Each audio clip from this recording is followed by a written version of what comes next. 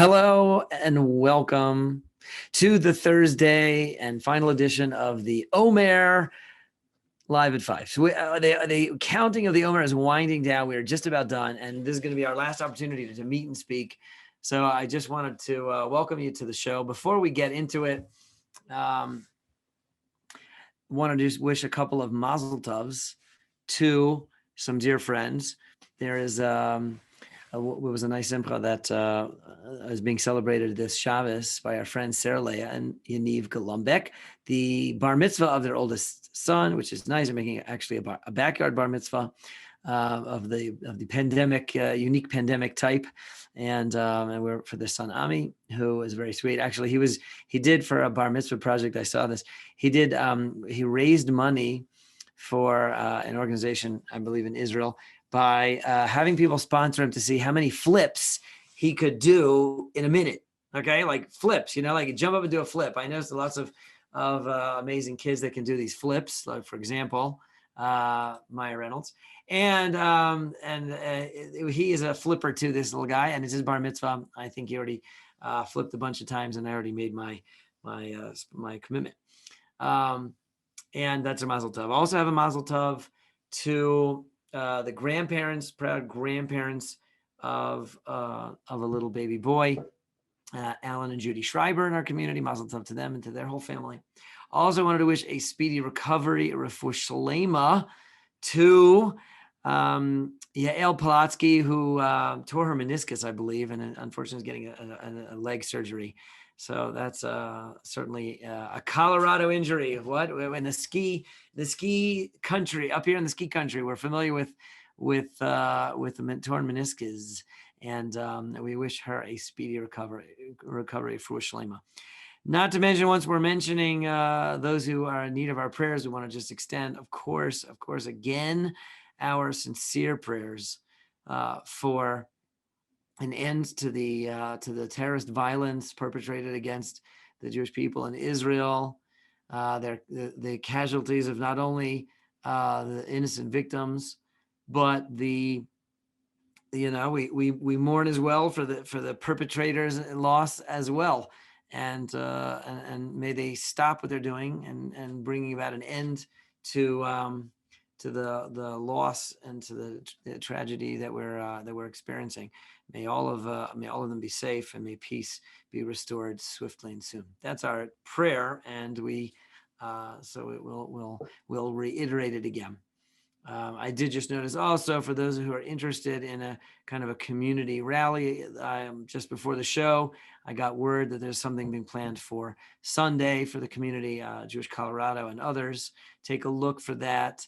It will be occurring on Sunday, I think at 5 p.m. outdoors, if those are interested in participating in a public rally. There was actually one yesterday on downtown in the Capitol steps, or there in the city square. It wasn't a large rally, and I don't think there was a lot of notice, but it was sort of an emergency rally. So I missed that. And as many of us did, we were here. It was 5 p.m. yesterday, and we were here. But the question arises of, the efficacy of rallying and what we need to do. But if you would like to know more about that, I will just refer you to yesterday's show, in which I think we spoke a lot about it. We tried to present what I believe is a very time-honored and authentic perspective. And to summarize it, and I will refer you to yesterday's show, ultimately the final end game, the final solution to all the conflict in the Middle East that we're all looking forward to, is really, there's really only one solution. And this is not a mystery, and it's not a new idea, but the Jewish people will be at peace and secure in our borders when we're protected, and when the world has come to recognize that we're not to be attacked, and that kind of conflict is not worthwhile. And that's only going to happen when the Jewish people are the nation that God wants to shower with divine protection. And that's our effort, is that we can become that nation. And so, and thereby merit that divine protection. And that will be the ticket to peace in the Middle East. So I will just refer everybody back to yesterday's share. But But today we're going to talk a little bit more about the holiday of Shavuos and the end of the Omer, some of the big calendar events which are happening. And before we do, I just want to make one last pitch for what we consider to be a very innovative and an exciting idea, which we call the Epic Sinai campaign. Get your Epic Sinai pass. Just like you get an Epic Mountain pass, you need an Epic pass to climb Mount Sinai. Mount Sinai for us is synonymous with Torah. It was at Mount Sinai that the Jewish people stood and received the Torah and became the Jewish people. And we are having a community-wide effort to relive, experience that epic moment of gathering together communally and accepting the Torah in our campaign. It's called the Epic Sinai campaign, and it's going on right now. It'll be going on for another few hours. We have already reached our initial goal of 180,000 minutes of Torah study being pledged, and many of our listeners have participated. And if you haven't, we would still like you to do so. We have a new goal of 250,000 minutes. We're not nearly there. I have a personal goal, and I'm not nearly there. And we would like to see many more hundreds of people participate. So if you haven't done so, please go directly to theje.com, theje.com, and there you can see the campaign, and you can click and participate. Okay, that's my request of all of you, anyone who is enjoying and listening, and we hope it's many people. Please do so. That's going to be a way that we gather together as a community with great merit, in order that we can, that we can really receive the Torah in the way that we did at Shavuos time. Now, the funny thing is that I really should be, I shouldn't be doing the show, because I should be on the phones calling, texting, and hawking all of you so that you will participate. That's sort of my day job when I'm not live at 5. But you know what? It'll go on autopilot. So speaking of autopilot, you see this picture I took yesterday? It's sort of a pretty picture. It was a gorgeous sunset. I was driving on my way to the airport, and I couldn't help but take a picture. Now, how do you take a picture when you're the only person in the car and you're driving down the highway at 70 miles an hour, and you want to take a picture of a gorgeous sunset? Like, how do you do that? So Subaru has come up with a new plan, which is this incredible auto navigation eyesight thing. So your car basically steers, it drives itself. And it's perfect for if you need to take a short break while the car's going, and you need to like shoot a picture out the side of the window. If your car could steer itself, isn't that awesome? And we had our lease rolled over. We exhausted the last one, and we got a new car. And standard issue on Subarus now, and I'm a big Subaru fan. I think I've owned over the years about 6 Outbacks in my life, and quite like them. But now a standard device in a Subaru Outback is this auto steering, cruise control. It speeds up, it slows down, it keeps distance from the car ahead of you. I can't get over it. It's like the coolest thing. I could just basically sit there, no hands, look them on, no hands, no feet, nothing on the pedals, and it drives along. It's really a pretty amazing device, pretty amazing car. What will they think of next? But it did allow me to capture this beautiful sunset, and there's the Rocky Mountains, and we're looking out over the Arsenal. If you're familiar with what's called the Arsenal, it's kind of just due west of the airport, and it's a big expanse of basic wilderness. I think it's a state park of some sort, and it used to be historically there was I think going back as far as I don't remember this, how far back, many decades, and maybe even more than decades and centuries.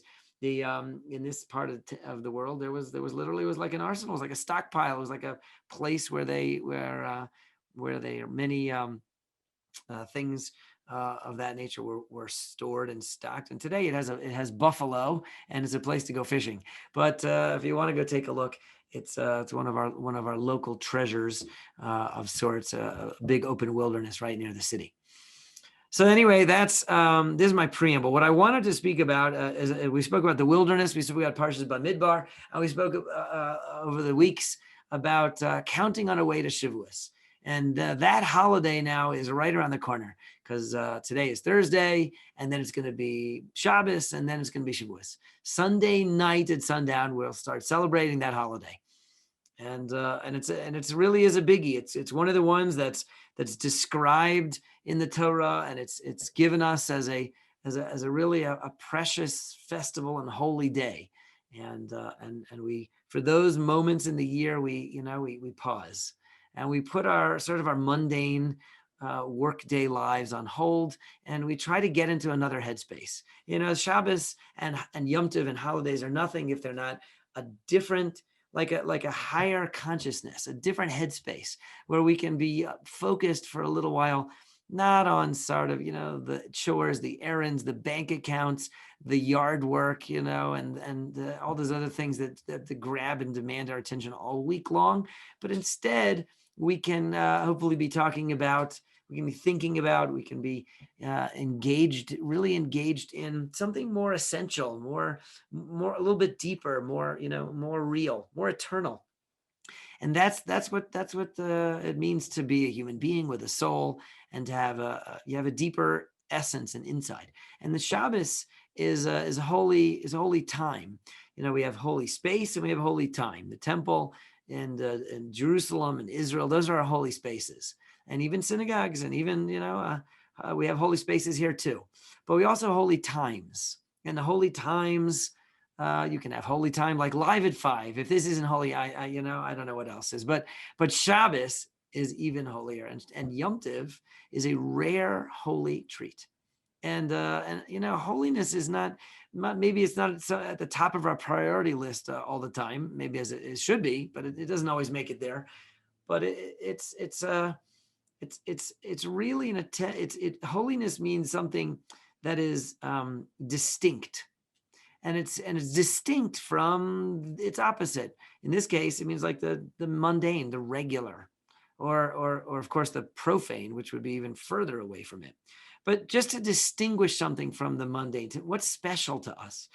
So if nothing else, the Torah is special to us. It's dear and it's meaningful. There's a beautiful statement of such in the Talmud, where one of the sages, whose name was Yosef. So he said, if it wouldn't be for the Torah, I'd be just another Joe Blow in the marketplace. In the mall, there's a lot of Joes, but what makes me special, and what's given me a special life, has been to be a student of the Torah, and to have that special opportunity. It's a unique treasure. It's really that. It's something that distinguishes us and that sets us apart. And so the day when we are celebrating that and recognizing our good fortune, that's a special day too. And that's what Shavuos is. That's what we're going to celebrate. So that holiday is coming up, and we've been counting up the days. We're going to count. Today is 46. Tonight we'll count 47. Then there's 48, 49, and then Shavuos. We're really very, very close. Now, these couple of days in advance of the holiday of Shavuos already have a quasi-special holiday status as well. Because interestingly, if you'll read the narrative of the events of the giving of the Torah on Mount Sinai, you'll see that there was a very interesting directive that they were given. There was serious instructions that for 3 days they were going to prepare for that moment, and they were going to stay back from the mountain.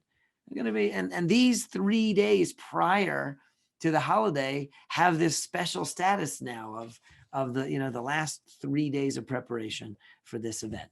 We talked about how the whole 49 days are preparation to some extent, but the final 3 days are where it's really right in front of us.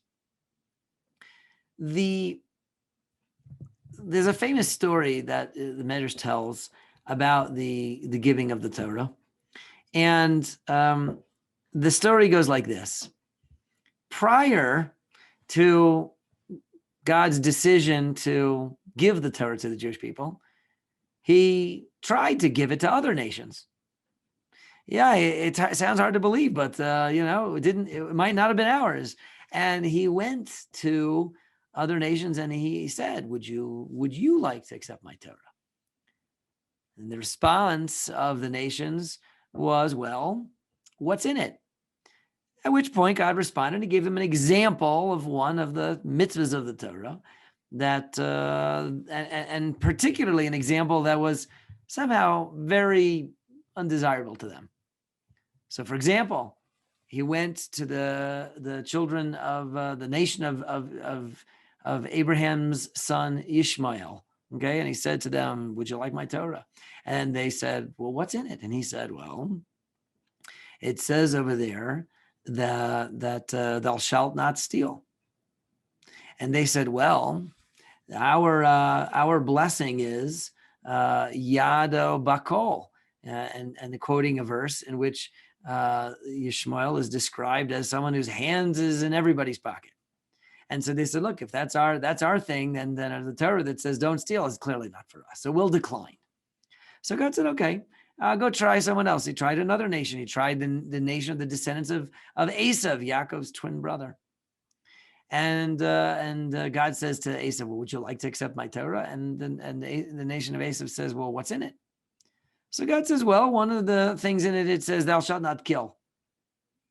And Esav says, "Well, our the Torah describes us as al char b'chatichia. You're going to live by the sword. So that's clearly, the Torah is clearly not for us. So we'll decline." So God says, "Okay." And then finally goes to the Jewish people, comes to us, and he says, "Well, would you, the Jewish people, would you like to accept my Torah?" And the Medrash says that we, unlike the other nations that were offered the Torah before us, we didn't ask, "Well, what's it say?" We said, "Of course we'll accept it. We'll accept it sight unseen, no matter what it says. You'll tell us what it says later. But first of all, we just want you to know we're in. We accept it. We want it and we take it, and you can count on us, and tell us what's in it." And that is a wholly different response. Now, that response, it may seem to be counterintuitive or almost rash. I mean, would you really would you get involved in a contract if you hadn't read the terms? You hadn't read the fine print? I mean, that would be pretty silly. I mean, we do it all the time, of course, because anytime somebody puts a contract in front of you, you just sign it. You never read it. That's what happens, right? I mean, we refinanced our mortgage during the pandemic. You think I read all those documents? So I'm just saying we do that, but it is a little, it is rash. Of course, you should know what you're getting into before you sign. So the Jewish people said, "Well, we don't know what it says. We don't know what commandments you're going to give us. But yes, of course, we're in." And that is a crazy statement. It's frankly, our sages found it to be a statement of tremendous dedication and commitment on our part, that we were willing to opt in sight unseen. What that shows is that we're eager, that we're willing, that we're all in. Love that phrase, all in, like they say in the casinos. We're all in on this one. You got all my chips. I'm putting all my chips on this one. And that is and that is that's the Jewish people. We're all in for the Torah. But the Talmud, the question is asked, "Well, what are you thinking, putting your mouth before your ears like that? Why don't you wait and hear what the terms are and the deal is before you agree?" If somebody comes up to you and they says, "Hey, can you do me a favor?" You're probably going to say, "Yeah, what would you like first?" You're not going to agree to it until you find out what it is. And this is a lot more than that. Another question could be asked, which is, if you committed to something and you didn't know what it was yet, how binding could your commitment really be? I mean, at the end of the day, what kind of what validity could that agreement have? What could that really work? Shouldn't work even. Should be a non-binding agreement. So the reality is that we're all familiar with a very similar type of arrangement, and we don't bat an eyelid. That relationship is called marriage. Because when you agree to get married, you have no idea what's going to come at you. Let me tell you, you got no idea what will be coming, shortly thereafter. You have no idea. You think you know this person, but little do you know. And you think you know where life will take you together, but little do you know. And the commitment that you make is without reading the fine print. You're all in. It's the only way to do it. You opt in. this is the right relationship. That's the paradigm of the Jewish people at Mount Sinai, that we said we're all in. It doesn't mean like, we read all the terms, or we'll read all the contract, we'll show it to our attorneys, and if our attorneys find anything missing, then we'll launch a countersuit. It doesn't mean that. It means we're all in because we went into this relationship, come what may, and it'll unfold before our very eyes. That's what a committed relationship is about. And God and the Torah and the Jewish people are a relationship. And through thick and through thin, through difficult and through blessed. And, there have been both periods in Jewish history, difficult and blessed, and worse than difficult. And we're looking forward to more of the blessings and less of the difficulties. But that's what a relationship is about. It's the tough times as well as the good times. And that's the approach. That's the one of the main themes of Shavuos. In fact, the name Shavuos, according to some commentaries, which it can also be, we've said the word means weeks, but it can also mean oaths. Shavua, like a shavua is an oath as well as a week. The same word in Hebrew also means like you take an oath or a vow. And in the same sense that a commitment in a marriage is like an oath or a vow, so too, one of the explanations of the name of the holiday is it's like the day of vows. It's like a day of nuptials of the Jewish people coming together into a relationship like that. Come what may, that's really what it's about. And that's what we're all hoping for, trying to be part of, trying to make good on a relationship from which all sweetness comes. So that's part of the way that we think about it. And again, just let me point out, it never could be said too much. Judaism is not all or nothing, and every little bit is a good bit. So if we take one little bit, one step closer towards to celebrating Shavuos, towards appreciating it, towards making that the reality of the holiday and the relationship with the Jewish people, greater and greater part of our lives, then that's a good thing. No matter no matter whether we're 0 to 60 or whether just we're on auto cruise control. But we should do a little something, and there's still plenty of time to go buy some ice cream and a cheesecake. And how lovely is that? And celebrate the Torah, And come on, how much are we asking already? Have a cheesecake. Have a cheesecake. So I want to just lastly conclude with the another little piece, and hopefully this will be something also relevant. The last part of Pirkei Avos that we study. So one of the topics we've discussed for the last 6 weeks occasionally has been Pirkei Avos, because Pirkei Avos is a part of Jewish scholarship that is traditionally studied between Passover and Shavuos. There's 6 chapters and there's 6 weeks between them. It's really 7, but that week, the first of the 7, is Passover. So the subsequent 6 weeks, we study one of the 6 chapters of Pirkei Avos every week. What is Pirkei Avos? Literally translated, it's the chapters of the fathers, and it's a subsection of the Mishnah that is all about, what we call Musar. And Musar, as I like to define it, is not the what you do, but the how you do it. It's the qualities of life that we hope to adopt. You could call it menschlichkeit, tips on how to be more menschlich, which is I would say make it the word of the day, but we've already had it as the word of the day. It can't be repeated. So, but it means a mensch, like a fine person, a fine, upstanding person. We want to refine ourselves, to be refined. And so Musar is a study of character development and personal growth, and to improve the way that we do the things that we choose to do throughout our day. So this particular subsection of the Mishnah that we study, and it has all kinds of great pointers and tips on how we can be that better person that we're all striving to become. The final chapter, the last one, is all about the Torah. It's always read right in advance of Shavuos, and it's nicknamed Kinyan Torah, which means the chapter of getting some Torah, of acquiring Torah. And there it talks about all the blessings that a person who gets involved with Torah receives.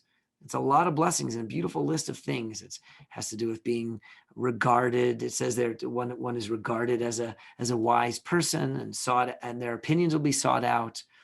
They'll become a more regal and dignified person. We spoke a little bit about that this week, and the trait of royalty that the Torah imbues in us.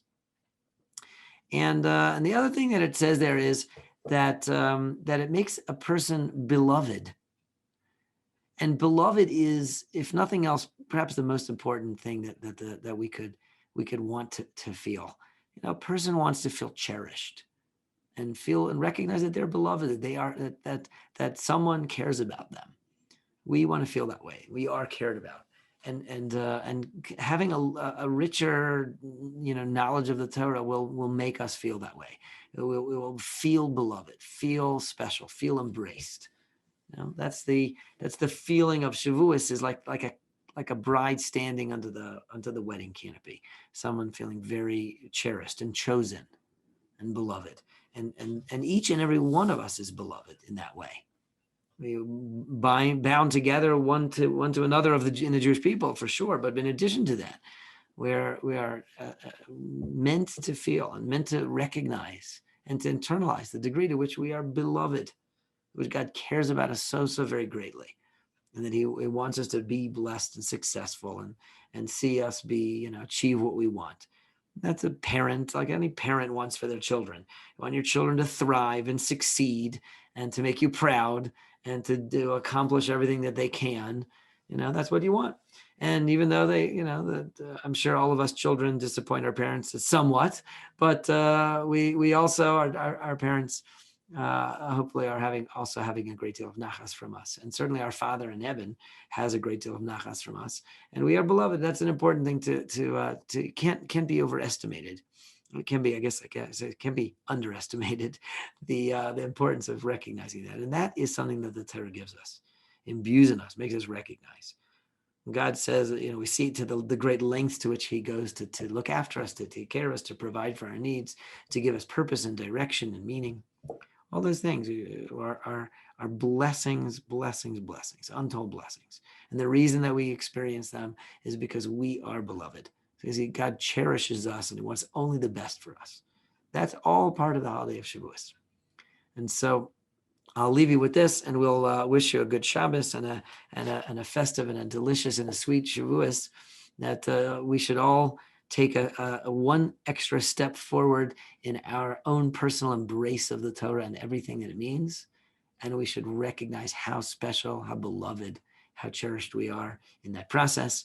And we should have a wonderful Shabbos and Yom Tov, and we will, God willing, see you soon again on Live at 5, although it will have to be after. We're going to take next week off for Yom Tov, and we will resume Live at 5 the week after that. Okay? Have a wonderful and a healthy and holy. We'll see you again at Live at 5.